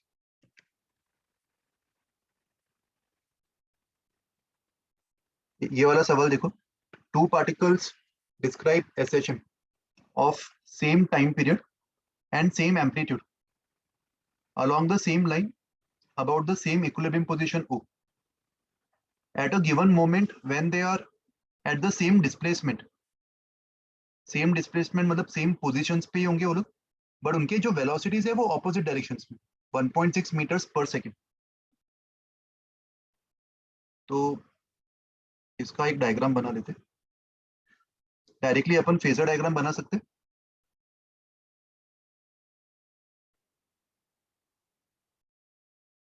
एक्स वाई, तो फर्स्ट कंडीशन के अकॉर्डिंग क्या होगा बताओ? दोनों पार्टिकल्स को कैसे बनाएंगे अपन? सर एक ऊपर और एक नीचे आएगा। एक ऊपर एक नीचे होगा या दोनों सेम पोजीशन पे होंगे at the moment when they are at the same displacement? ऊपर नीचे होंगे तो सेम पोजीशन पे होंगे ना यार, they are at the same displacement, मतलब दोनों सर पार्टिकल्स वेलोसिटी कोइंसाइड का कर रहे हैं। डायरेक्शन नहीं है, अपोजिट भी वो डायरेक्शन नहीं, वेलोसिटीज का डायरेक्शन ऊपर होगा। तो देख मैं एक ब्लू डॉट मार्क कर रहा हूँ पार्टिकल 1 के लिए एंड पार्टिकल 2 के लिए ग्रीन डॉट। तो एक पार्टिकल का वेलोसिटी ऊपर होगा, इसको v1 मान लेते, और दूसरे पार्टिकल का भी वेलोसिटी सेम v1 नीचे होगा, वेयर v1 की वैल्यू कितनी है? 1.6 मीटर्स पर सेकेंड, राइट? तो सर्कल पे जो पार्टिकल 1 का प्रोजेक्शन होगा, प्रोजेक्शन नहीं बोलूंगा, सर्कल पे जो करस्पॉन्डिंग पार्टिकल होगा वो कहाँ पे होगा, राइट या लेफ्ट? पार्टिकल 1 के लिए राइट होगा। राइट। ग्रीन वाले पार्टिकल के लिए राइट में होगा, इसको पार्टिकल 1' बोल देते, और ब्लू वाले पार्टिकल के लिए लेफ्ट में। सर आपने अपनी दोनों का v1 ही क्यों रखा? दोनों का v1 के बजाय v स्टार्ट नाम दे देते, vs, तो कंफ्यूजन नहीं होगा। वेलोसिटी दोनों का सेम दिया हुआ है ना स्टार्टिंग में, तो vs और vs नाम दे दे इसको, स्टार्टिंग वाला वेलोसिटी। ठीक है अभी? हाँ सर, सेम वेलोसिटी क्वेश्चन। अच्छा ओके सर, ये समझ गया। पार्टिकल 1 और ये पार्टिकल 2, अभी कोई कंफ्यूजन नहीं है? इनिशियल No, sir, कंडीशन समझ में समझ आया, गया। मैंने प्लॉट कर दी। अभी सेकंड कंडीशन क्या दिया देखो, at another moment when their displacements are equal in magnitude but on either side. तो यहाँ पे पहले तुम जो बता रहे थे ऑपोजिट साइड वैसा होगा, डिस्टेंस सेम होगा मगर ऑपोजिट डायरेक्शंस में, पर उनके जो वेलोसिटीज है वो कैसे, वो सेम डायरेक्शन में। Same direction. तो जो सेकंड कंडीशन है उसको एक अलग सर्कल में प्लॉट कर देते, ताकि एक ही सर्कल में ज्यादा कुछ बनाना ना पड़े। तो सेकंड कंडीशन का जो डायग्राम होगा वो कैसे प्लॉट करेंगे, x y plus amplitude mean minus amplitude. ये किसी टाइम इंस्टेंट पे ये वाला डायग्राम फॉलो होगा, और कुछ समय के बाद अभी जो नया डायग्राम बना था वो फॉलो होगा as per the new condition. इस कंडीशन के अकॉर्डिंग क्या होगा, at another moment when their displacements are in equal magnitude but on either side of O. मतलब क्या, कैसे ड्रॉ करूं? 1 और 2 को सेम साइड या ऑपोजिट साइड? आएगा एक्स के अबाउट मिरर। करेक्ट। तो उनके वेलोसिटीज के बारे में क्या बोला है? Velocities are in the same direction. मतलब अच्छा अभी मुझे बताओ, ये जो मैंने पहला जो इनिशियल डायग्राम बनाया हुआ है, इनिशियल डायग्राम, इसके अकॉर्डिंग तुम्हें क्या लगता है अगले इंस्टेंट पे कौन से पार्टिकल की नीचे रहने की टेंडेंसी ज्यादा होगी और कौन से पार्टिकल की ऊपर रहने की टेंडेंसी ज्यादा होगी? सेकंड वाले के नीचे और वन वाले के ऊपर। सेकंड वाला नीचे चला गया होगा ना, वो तो नीचे की तरफ ही जा रहा है, वेरियस वन वाला ऊपर जाके फिर नीचे आएगा, तो उसका ऊपर रहने के चांसेस ज्यादा होंगे ना। तो Yes. पार्टिकल वन को Yes, अपन sir. ऊपर ही बनाएंगे, पार्टिकल वन को मैं ऊपर ही बना रहा हूँ, बट वो अभी किस तरफ ट्रेवल कर रहा होगा? Particle one downwards downwards downwards travel कर रहा होगा, और इसका जो वेलोसिटी है उसको मैं वीएफ मान लेता हूँ, final velocity. And particle one जो है वो नीचे की तरफ होगा, सॉरी पार्टिकल टू, ये पार्टिकल वन था एंड पार्टिकल टू नीचे की तरफ होगा, और वो किस तरफ ट्रेवल कर रहा होगा? Downwards upwards. Velocity are in the same direction, मतलब वो भी नीचे ही ट्रेवल कर रहा होगा। Yes sir. मतलब सेकंड कंडीशन के अकॉर्डिंग दोनों पार्टिकल्स ऑपोजिट डायरेक्शन में है बट वेलोसिटी सेम डायरेक्शन में। फॉलो कर रहे हो ये चीज? सर ये पार्टिकल टू होगा। यस बताओ। सर लोग ने टाइम वो कितने टाइम के बाद होगा वो स्पेसिफाई नहीं किया, तो फिर सर मतलब कुछ भी हो सकता है ना। अगर वापस इमेजिन करें कि पूरा सर्कुलर पूरा मोशन हो गया सिस्टम का, तो सेकंड पार्टिकल ऊपर की तरफ भी जा सकता है और फर्स्ट पार्टिकल नीचे भी हो सकता है ना, मतलब। हो सकता है, बिल्कुल हो सकता है, बट आंसर पे फर्क नहीं पड़ेगा ना, जो भी है कंडीशन ऐसा ही कुछ हो रहा होगा। वन और टू को इंटरचेंज भी कर सकते हो, हाँ सर वही डाउट था। बट अपन जो मान रहे हैं वो भी सही है ना। हाँ सर वो भी नहीं, ये सर वो भी सही है सर, मैं वही पूछा था। हाँ सर फर्क नहीं पड़ेगा मतलब। फर्क नहीं पड़ेगा क्योंकि फेज डिफरेंस ही पूछ रहे हैं ना, हाँ सर। मैक्सिमम स्पीड और फेज डिफरेंस पूछ रहे हैं। मुझे बता क्या फेज डिफरेंस अलग टाइम इंस्टेंट्स पे चेंज होगा? नहीं सर। ये जो एंगल जिसको मैं फेज डिफरेंस बोल रहा था इन एग्जांपल्स में, ये दोनों पार्टिकल्स का ओमेगा सेम है, तो ये हाँ साथ में ही रोटेट कर रहे होंगे, पूरा सिस्टम साथ में ही ऐसे रोटेट कर रहा होगा विद सेम ओमेगा, तो यस इनके बीच का जो एंगल है वो तो हमेशा फिक्स मेंटेन रहने वाला है। यस। तो अगर तू कोई और कंडीशन लेके भी सॉल्व करेगा तो आंसर पे फर्क नहीं पड़ेगा, उससे भी सेम ही आंसर आ जाएगा, बट अपन सबसे सिंपलेस्ट पॉसिबल कंडीशन लेंगे ना। हाँ सर। मैं जो यहाँ पे प्लॉट कर रहा हूँ वो भी कंडीशन को सेटिस्फाई कर रहा है, सारी कंडीशंस को, यस सर। एंड वो यस सिंपलेस्ट पॉसिबल है, राइट? तो अपन को यस। कैलकुलेशन में भी डिफिकल्टी नहीं आएगी। वैसे तो ये सवाल का डिफिकल्टी लेवल काफी हाई मानेंगे अपन, बट कैसे अप्रोच करना है वो तुम्हें मैं बता रहा हूँ। It's a good question. Okay ये समझ में आ गया स्टार्ट और final, initial and final diagrams. और वीएफ की वैल्यू क्या गिवन है? 1.2 1.2 मीटर्स पर सेकेंड। फाइनली सर्कुलर मोशन वाले जो पार्टिकल्स है उसको अपन ने प्लॉट नहीं किया, वो कहाँ पे होंगे?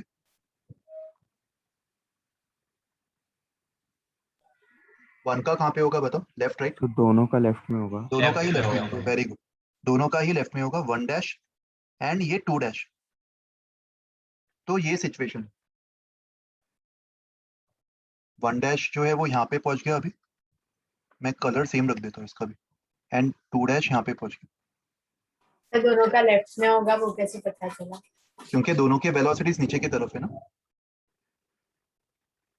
तो सर्कुलर मोशन वाला जो पार्टिकल है वो लेफ्ट की तरफ ही होगा, क्योंकि एंटी क्लॉकवाइज डायरेक्शन तो बाय डिफॉल्ट अपन मान के चलते, तभी वो नीचे की तरफ जा रहे होंगे प्रोजेक्शंस। अगर राइट की तरफ होता तो प्रोजेक्शंस ऊपर जा रहे होते ना। समझ में आया? अच्छा अभी ये वाले एंगल्स को देखो, ये इसका फाइनल पोजीशन है ऐसे, और ये फाइनल पोजीशन है ऐसे, ये दोनों एंगल सेम होंगे या अलग होंगे? डिस्प्लेसमेंट्स मैग्नीट्यूड वाइज सेम है, ये दोनों डिस्टेंस सेम है, तो ये एंगल्स भी सेम होंगे। और वैसे ही फर्स्ट डायग्राम में भी ये दोनों एंगल सेम थे, तो फर्स्ट डायग्राम में इन दोनों एंगल्स को अगर मैं φ1 मान लूं और ये डायग्राम में इसको अगर मैं φ2 मान लूं, क्या अपन φ1 और φ2 में रिलेशन निकाल सकते हैं? Sir 5/2 minus 5/1। क्या बोल रहे हो, वापस बताओ। 5/2 इज इक्वल टू 5/2 माइनस 5/1। नहीं इतना आसान नहीं है ये ऐसा नहीं होगा। देखो इसको, तो दोनों के बीच में एंगल भी तो सेम ही रहेगा ना? कौन सा एंगल? मतलब जो फेज डिफरेंस का एंगल है दोनों के बीच में सेम ही होगा। Correct, very good. मतलब ये एंगल की बात कर रहे हो ना, ये वाला। यस अच्छा, सर। पहले जिसने आंसर दिया था π/2 - π1, वो क्या सोच के दिया था? हो सकता है कि फाइनली सेम आंसर आ रहा हो, बट मुझे लॉजिक सर ये बताओ उसके फेज पीछे डिफरेंस सोच के दिया था। क्या दिया था।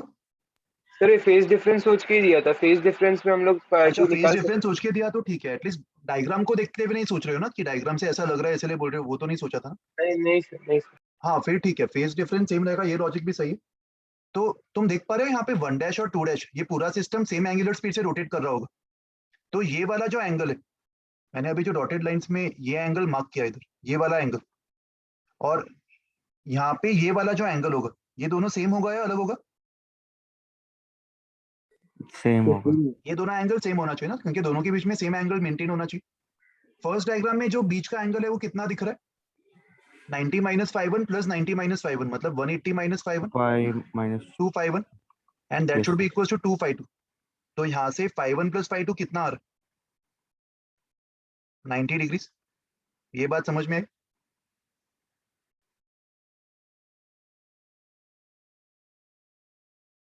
समझा ये सबको? yes sir। अभी मुझे बताओ, डिस्प्लेसमेंट को अपन क्या लिखते हैं? x = a × sin ωt + ϕ, या फिर sine of phase angle, total phase angle, ये मैं डिस्प्लेसमेंट के बारे में बोल सकता हूँ। और वेलोसिटी क्या होगा? a ω × cos of phase angle. Velocity के बारे में मैं ये बोल सकता हूँ, यस और नो? सर आपने वो फेज एंगल कैसे लिख दिया, समझा। ωt + ϕ, इस पूरे को मैंने फेज एंगल बोल दिया, okay sir. Total phase angle ωt + ϕ, right?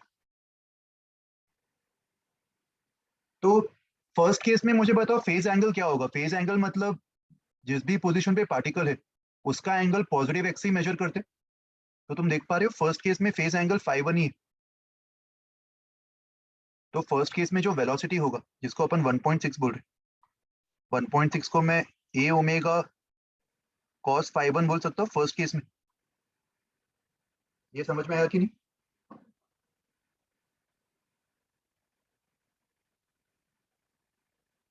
नहीं समझ में आ रहा है? यस सर वो cos ωt + ϕ1 नहीं होगा। यहाँ पे ये पूरा एंगल ही ωt + ϕ1 का काम कर रहा है ना। ωt + ϕ1 is the total phase.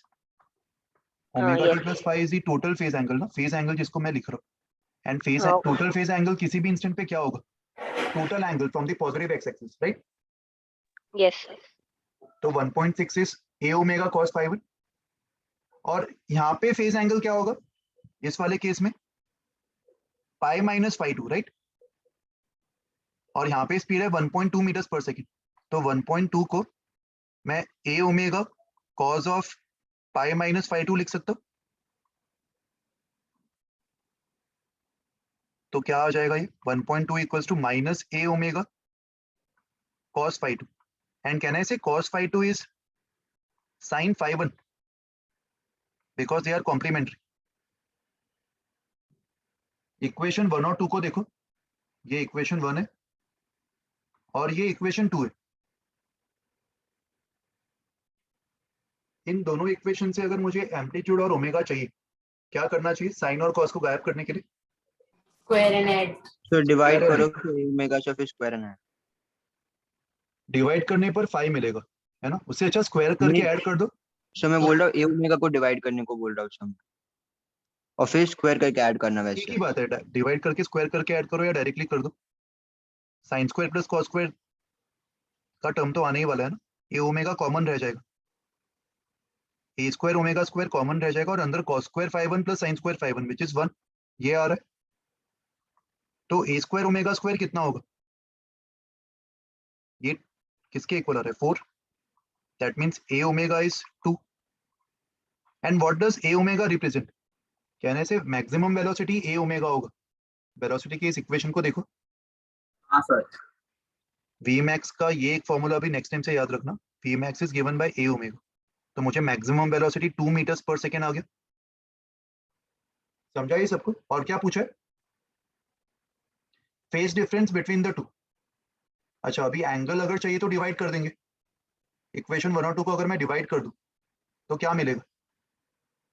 सब tan of phase difference between the two instance ऐसे होना चाहिए ना, क्योंकि दोनों के बीच में तो फेज डिफरेंस। फेज डिफरेंस इसी को बोलेंगे ना अपन 251, ये वाला, ये तो हमेशा सेम ही होने वाला है किसी भी इंस्टेंट पे। फेज डिफरेंस मतलब दोनों पार्टिकल्स के बीच का जो एंगल होगा उसी को बोलेंगे। तो मैं Yes. phi 1 निकालू या phi 2 निकालू, एक ही बात है। इक्वेशन 2 और 1 को जब मैं डिवाइड करता हूँ तो -10 phi 1 कितना आ रहा है, 4/3, मतलब 10 phi 1 इज 4/3 -4/3, तो phi 1 कितना होगा, 180 माइनस 53 डिग्री, राइट। तो रिक्वायर्ड फेज डिफरेंस क्या होगा, phi 1 कितना आ रहा है, इससे सॉल्व कर लो, कितना दिख रहा है ये,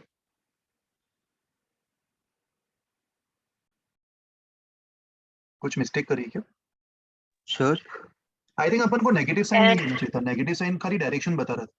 हमारे अजम्पशंस में तो phi 1 एक्यूट एंगल ही है ना, negative sine was only for direction. तो phi 1 53 डिग्रीज आ जाएगा, तो phi 2 कितना होगा, 37 डिग्रीज। तो रिक्वायर्ड फेज डिफरेंस कितना हो जाएगा,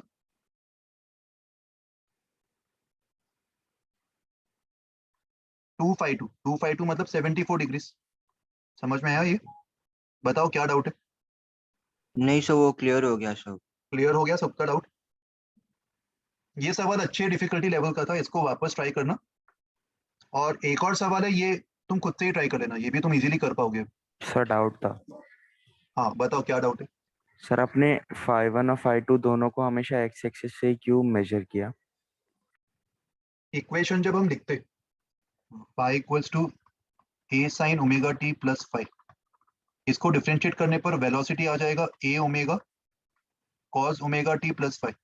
तो ये जो साइन और कॉस के अंदर का जो एंगल है, ये पूरा एंगल, ये क्या इंडिकेट कर रहा है, ये total angle positive x axis से इंडिकेट कर रहा है ना, जिसको अपन टोटल फेज एंगल नाम दे रहे हैं।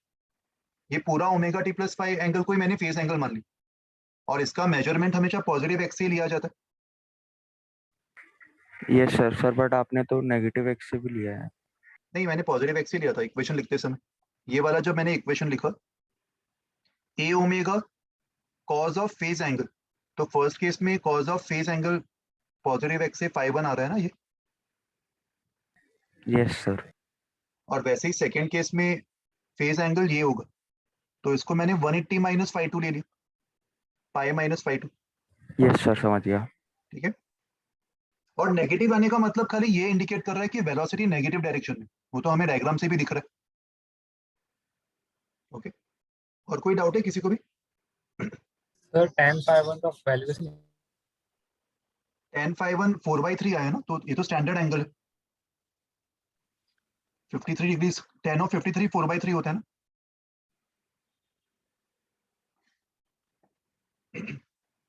समझ में आया अभी सबको ये? ठीक है, तो नेक्स्ट क्लास तक ये सारे एग्जांपल सॉल्व कर लेना, इसके आगे अपन नेक्स्ट वीक कंटिन्यू करेंगे। ओके चलो, बाय एवरीवन। सर आप और बोलिए। ये वाले नोट्स के में से हाइलाइट्स निकाल के डाल सकते हो क्या सर प्लीज? मैं कंबाइंड नोट्स भेज दूंगा जिसमें हाइलाइट्स नहीं रहेंगे, तो वो तुम रिफर नहीं कर पर सर आपका एक्स्ट्रा जो लिखा हुआ है ये सब भी उसमें आ जाएगा। उसमें यार हाइलाइट्स निकालूंगा तो लिखा हुआ भी इरेज हो जाएगा, वो पॉसिबल नहीं होगा। Okay sir. ठीक है, ओके चलो। सर निशिम बताओ। सर ये काम कर सकते हो, आप दोनों सेंड कर सकते हो, क्योंकि सर मैं इससे रेफर करना प्रेफर करता हूँ, आपके जो हैंड रिटन नोट्स है ना। Yes sir. हाँ तो मैं वही बोल रहा हूँ, मैं कंबाइंड नोट्स एक भेज दूंगा तुम्हें, जैसे मैं पहले फॉलो कर रहा था वो पैटर्न सही नहीं था क्या? कंबाइंड तो नोट्स वो भी जिसमें कुछ चलेगा भी सर। हैंड यस रिटन नहीं सर, हो, वो प्रॉपर था। और तो साथ ये में हर लेक्चर के बाद मैं हैंड रिटन वाला भी पार्ट भेज दूंगा, तो तुम्हें दोनों चीजें मिल रही। अभी इससे ज्यादा और क्या चाहिए? नहीं सर, यही बोल रहा था सर। ये तो मैं करूंगा ही ना, वो तो मैं पहले भी कर रहा था। तो ये चीज हैंड रिटन का नोट्स भी मैं तुम्हें भेजूंगा हर लेक्चर के बाद, एंड कंबाइंड नोट्स भी अभी प्रोसेस में है, वो भी बन रहा है, थोड़ा टाइम लगेगा क्योंकि बड़ा टॉपिक है। तो उसका भी मैं कंबाइंड नोट्स तुम्हें 1-2 दिन में भेज दूंगा सारे। तो उसमें कुछ भी कलर वगैरह नहीं होंगे, तो तुम वो भी रिफर कर सकते हो अगर तुम्हें विदाउट कलर चाहिए तो। ठीक है, और प्रिंट भी निकालने की जरूरत नहीं है यार, मैं तुम्हें लेक्चर के टाइम भी लिखने का टाइम दे रहा हूँ, तो प्रिंट आउट नहीं निकाला तो भी चलेगा, तुम ऐसे ही देख के रेफर कर लो और हाथ से ही लिख लो, वो ज्यादा बेटर होगा ना। आई थिंक कलर के लिए तुम्हें Yes, इसलिए sir. दिक्कत आ रही होगी क्योंकि तुम प्रिंट आउट निकालने का सोच रहे होंगे कि प्रिंट आउट में वो कलर प्रॉपर नहीं आता होगा, बट मैं सजेस्ट नहीं करूंगा कि प्रिंट आउट निकालो। प्रिंट आउट चाहिए तो कंबाइन का पहले से निकाल के रखो, बट एटलीस्ट क्लास में जो मैं हाथ से लिख रहा हूँ वो तुम्हें खुद से लिखना चाहिए, that is more important.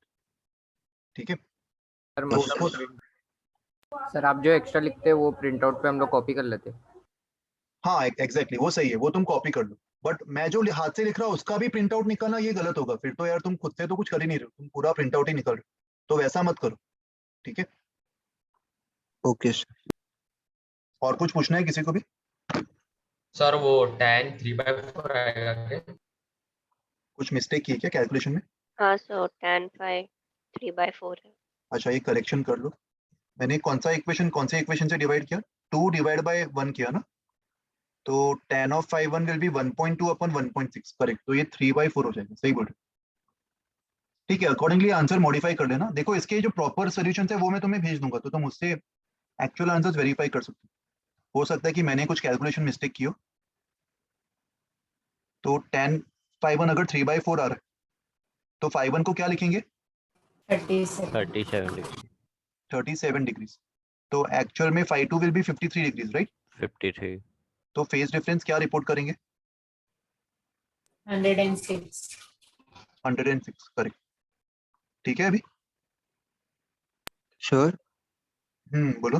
Sir जो पीओएम का सर जो आपने वो रिवीजन सेट किया भेजा है सर, वो सेकंड एक्सपर्ट लेवल है, वो अच्छी लेवल का है क्या? वो अच्छी लेवल का, एक्सपर्ट लेवल तक किया तो भी चल जाएगा, एक्सपर्ट लेवल भी काफी अच्छे लेवल के सवाल है।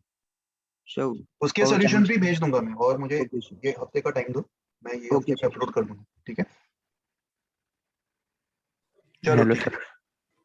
यश कुछ पूछना है, बताओ। ये सर फेज डिफरेंस 5/2 - 5/1 होगा ना? देख फेज डिफरेंस मैंने पहले भी बोला था ना, फर्क नहीं पड़ता, तुम कोई भी एंगल ले लो, 5/2 - 5/1 या 5/1 - 5/2 दोनों ही सही है। सर बट फिर 106 डिग्री कैसे आएगा? ये दोनों के बीच का एंगल 252 ही तो होगा। अच्छा यस सर, हाँ दोनों के बीच का तुझे एंगल चाहिए ना, कैसे भी ले ले, ये वाला एंगल। सर, मैं वो जनरल वाला फॉर्मूला यूज कर लिया, सॉरी। अभी समझ में आ गया? हाँ सर, समझ गया। और कोई डाउट है किसी को भी? ओके चलो फिर नेक्स्ट वीक मिलते हैं, बाय एवरीवन, टेक केयर।